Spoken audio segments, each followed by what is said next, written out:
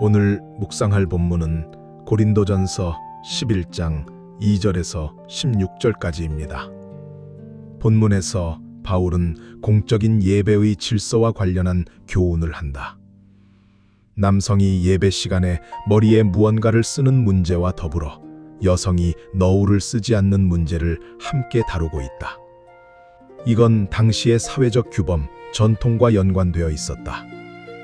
당시 로마의 상류층 남자나 사제들은 자신들의 우상에게 제사를 지내거나 기도할 때 입고 있던 겉옷의 뒷자락을 끌어올려 머리에 뒤집어 쓰는 관습이 있었다.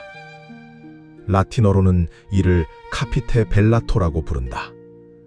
그들이 머리를 가린 이유는 제사 중에 부정을 타지 않도록 부정한 환영이나 소리 같은 것을 차단하겠다는 미신적인 의미도 있고, 자신은 신 앞에서 경건한 지배층임을 과시하는 종교적 행위이기도 했다. 그러기에 남자가 예배 중에 머리를 가리는 행동을 하면 주변 사람들에게 충분히 이교제사 행위로 오해를 줄 수 있는 행동이었다. 그래서 바울은 이방 종교의 제사 방식을 교회 안으로 들여오지 말라고 선을 그은 것이다.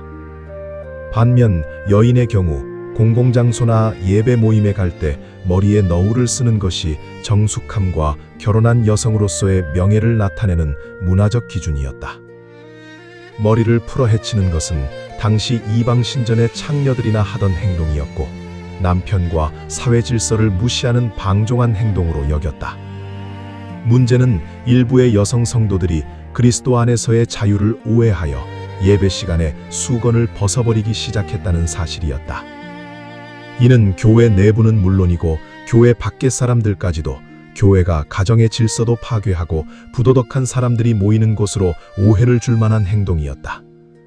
바울은 이러한 막장 상황을 바로잡으려고 이 글을 쓴 것이다. 그리고 이건 당시 사회의 덕을 세우기 위한 관습이고 풍습이기도 하므로 이 부분을 가지고 더는 논쟁거리로 삼지 말 것을 주문하였다. 풍습이나 관습은 진리와 관련된 것은 아니다. 하지만 이런 것을 함부로 무시할 수 없는 건 건덕을 위해 필요하기 때문이다.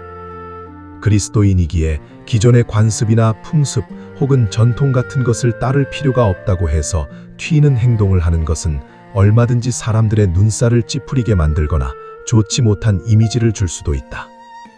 그렇게 되면 복음 전도에 커다란 걸림돌이 될 가능성이 크다. 그러기에 절대성을 가질 수 있는 진리와는 다른 문제이기는 하지만 이런 것들을 함부로 무시해버릴 성질의 것은 아니다. 좋지 못한 전통이나 관습은 우리가 고치고 바꾸어 나가야 할 필요가 있지만, 그렇지 않은 것은 소중히 여기고 잘 지켜나가는 것도 필요하리라 생각된다. 복장의 문제도 그 한 예가 되지 않을까 싶다. 요즘 성도들의 예배드리는 복장을 보면 정말 자유롭고 천차만별이다. 어떤 복장을 하고 와서 예배를 드리든 그건 자신의 자유이기에 어느 누구도 간섭할 수는 없겠다. 하지만 한국 교회의 전통과 관습은 최선의 복장을 하고 와서 예배를 드리도록 권면하고 있다. 나의 어린 시절에는 대부분이 가난했다. 먹고 살기 힘들어서 옷도 제대로 사입지 못하던 그런 시대였다. 새 옷이라고 해봐야 명절 때 겨우 한 벌 사서 입거나 얻어 입는 것이 전부였다. 그래서 평소의 복장이 참 초라한 것이 사실이었다. 하지만 주일에 예배를 드리러 갈 때만큼은 달랐다. 나의 부모님은 우리 형제들이 반듯하지 못한 복장으로 예배드리러 가는 것을 엄히 금하셨다.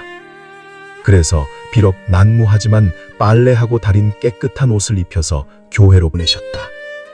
헌금도 당시의 종잇돈을 다리미로 빳빳하게 다려서 성경책에 넣어서 교회로 보내곤 하셨던 것을 기억하다. 이러한 교육을 받고 자라서 그런지는 모르겠지만 나도 주일이 되면 아들의 복장을 많이 신경 썼다. 아들이 귀찮아서 적지 않게 불평을 했지만 나는 그것을 일절 용납하지 않았다. 최선의 복장을 하고 예배를 드리는 것이 참 아름다운 전통이라고 나는 지금도 생각한다. 그래서 나도 언제나 예배만큼은 최선을 다해 옷을 입고 드리고자 했다.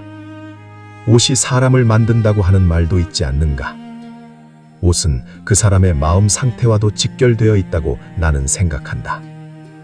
하지만 이제는 개인의 자유가 더욱 존중되는 시대라서 그런지는 모르겠지만 이러한 전통이 많이 사라지고 있다. 예배를 드리는 복장을 내 편한 위주로 하고 오는 경향이 점점 더 강해지지 않나 싶다.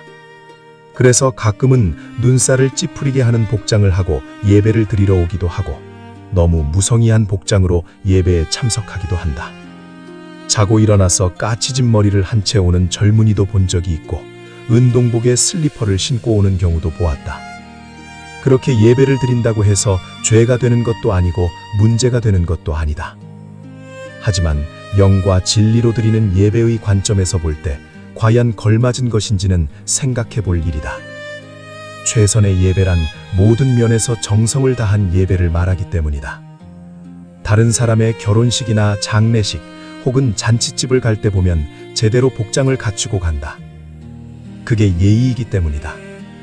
그런데 예배를 드리기 위한 복장은 왜 그렇지 못한지 솔직히 잘 모르겠다. 하나님 안에서 누리는 자유와 평안이 함부로 남용되거나 오용되지 않았으면 좋겠다는 생각이다. 한국 교회의 좋은 전통을 굳이 버릴 필요는 없지 않나 싶다. 물론 이곳 캐네디언 교회에서는 예배 복장이 참 많이 다른 게 사실이다. 젊은 목회자들의 경우 청바지에 티 같은 것을 입고 강단에 서기도 한다. 팬티가 반쯤 드러난 힙합 바지에 모자를 삐딱하게 걸쳐 쓴 모습으로 강단에 선 목회자도 본 적이 있다. 내가 나이가 든 한국인 목사여서 그런지는 몰라도 그런 건 아무리 좋게 생각하려고 해도 별로 덕스러워 보이지는 않는다. 예배에 있어서 복장의 문제는 진리의 문제가 아니다. 그러니 절대성을 가질 수 있는 것은 아니지만 한국 교회가 가지고 있는 좋은 전통을 굳이 버릴 필요는 없다 생각된다. 이것이 나의 늙은 생각이고 쓸데없는 편견일 것일까?